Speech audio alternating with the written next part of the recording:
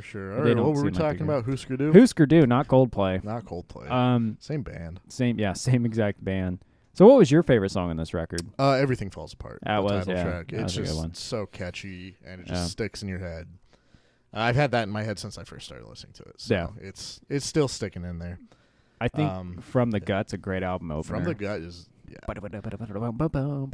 it's so good. Yeah. And I guess we should talk about Sunshine Superman, how that is a cover of a Donovan song, which I still haven't gone and listened to any of Donovan, but I don't think it's my thing. I think it was kind of one of those, I mean, the punk covers were kind of a staple in the time of like taking a pop song and doing a punk cover and making it sound real bad. Not bad, but like rough and like completely kind of gross and dismantling. I mean, think of the freaking Sid Vicious cover of My Way.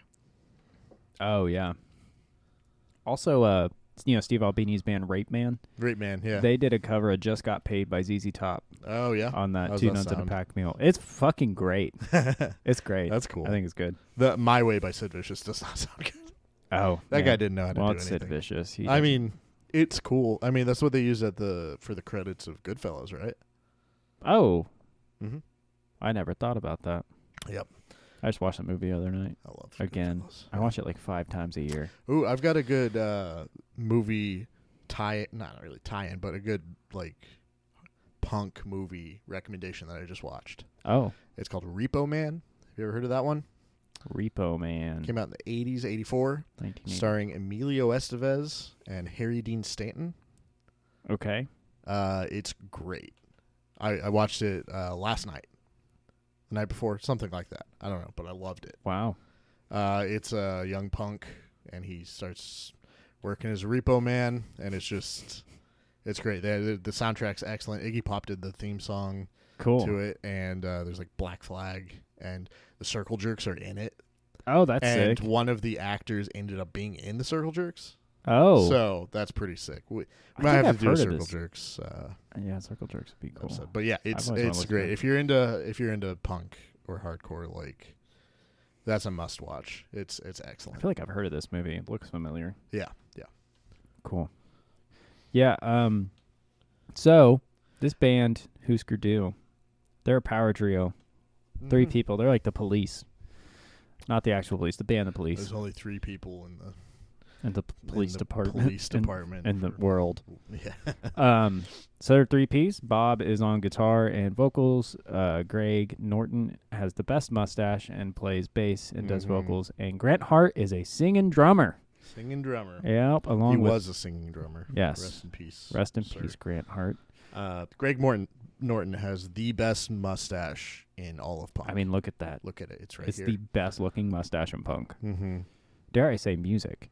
Maybe. It's one of the top. Yeah, he still got it. For sure. Still looking good with that stash. Yeah, so Grant Hart passed away in 2017.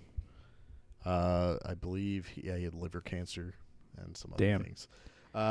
So, yeah, and you'll see him in that documentary we recommended. Yeah, he's at the very end. It was real sad. Well, I'm kind of hearing how that band demised was kind of a classic way for a punk band to go out of, like, homies struggling with drugs and alcohol and just being on tour and can't handle it anymore.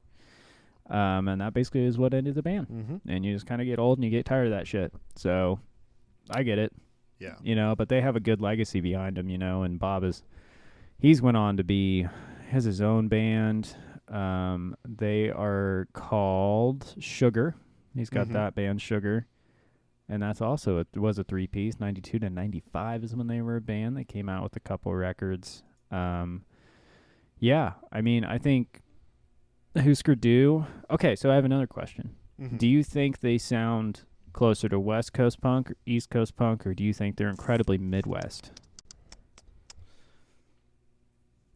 I would say mid-leading east. Leading east, huh? Mm-hmm. What would you say? I could definitely say east, but they are incredibly Midwestern because they're just a group of goofy guys. For sure. Because Midwestern guys are just so like, there's not enough culture around them, so they have to like be into West Coast or East Coast stuff, and then they just learn, like, he's like, Black Flag or the Dead Kennedys was this West Coast thing that they kind of mold their sound with that. Bob molded. And become the band that they are. I think that's interesting. It's like kind of in the same kindle as like a lot of like Big Black and Jesus Lizard and stuff. Those are like very unique bands that I think could only happen. We can't talk about Jesus Lizard because that's coming up. Yeah. Spoiler for the end of the episode. But I think I love the Midwest sound though. I like Midwest punk because it's a very unique breed because they did have to take their influences from West Coast and East Coast at the time. So that's just where shit was happening. Sure. There wasn't much in really that, especially in fucking St. Paul or Minneapolis, Minnesota. All you had was like Prince, and that was it. Yeah. So I think it is definitely more. It's probably one of the. I could imagine them more as like an East Coast going over well and the East Coast over West, but they played the fuck ton out of West Coast.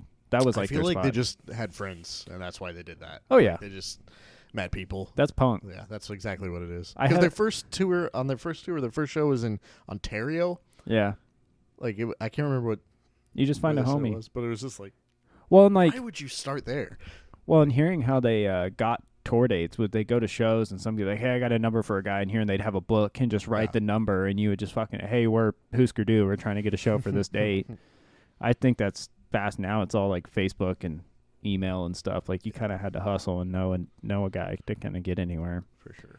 I actually had a friend of mine tell me, because I was like, hey, your band I would love to play a show with you sometime or whatever, and they're like, man, that's funny. Like, you've never heard my band, but you're like, yeah, I'll come play a show. I'm like, yeah, it's because, like, punk ethic is all about just your homies. Like, I don't give a shit, really, how good your band is. It's like being in a band with people, too. It's like, I don't give a fuck about your musicality. Are you, like, a good person to be around, you know? That's really, usually I think, not, that's that. Yeah. Usually not. But, you know, I like that stuff. I like it's just, like, friends helping friends, and I would like to do another Husker Du album in the future. I'm gonna continue listening to them. I want to check out more of their discography stuff and give it a for sure. Give it a whirl. Yeah, I'm very much into this band actually. Yeah, it's weird going through and re-recording this episode because I feel like I'm repeating myself, but I'm not. I know. So it's like I feel like the first one flowed a lot better. So sorry if this is like kind of all over the place, but we're figuring out this podcast. Yeah, every episode at a time. Let me tell you. But yeah, I feel like I haven't expressed that. I love this record. Yeah, this is great. It's the lost like classic hardcore punk album out there because nobody's talking about it. I don't know anybody that's ever mentioned this record to me. Yeah, neither have I. I'm glad we picked it though. Yeah, I'm really glad we did. I love it. It's like so solid. It should fit in right in. Oh yeah, I compared them to Youth of Today on the previous episode, which they came after. So like I think they started in the '83. But vocal styles and stuff like that, yeah, it fits. They're like, it fits right in. If you're into that stuff, this should be a must listen for you guys. Yeah, absolutely. I'd like to get this one on vinyl. That'd be kind of a good one to get. I don't know how accessible it is, or I'll look that up. Seems like there was a remaster. So my question is, what would you rank this out of 5?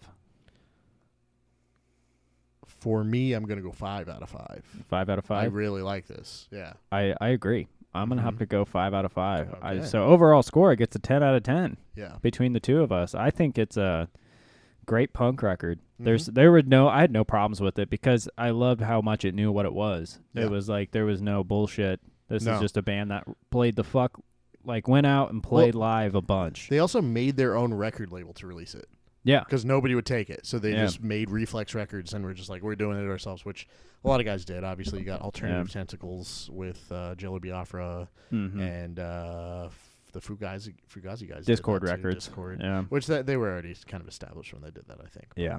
And these guys ended up on Alternative Tentacles, I guess. I don't know if that's a full release or re-release or something, but haven't gotten that far. So. Yeah. So, I mean, this is a good classic punk record. Yeah. It is Chayne and Wakinyan recommended.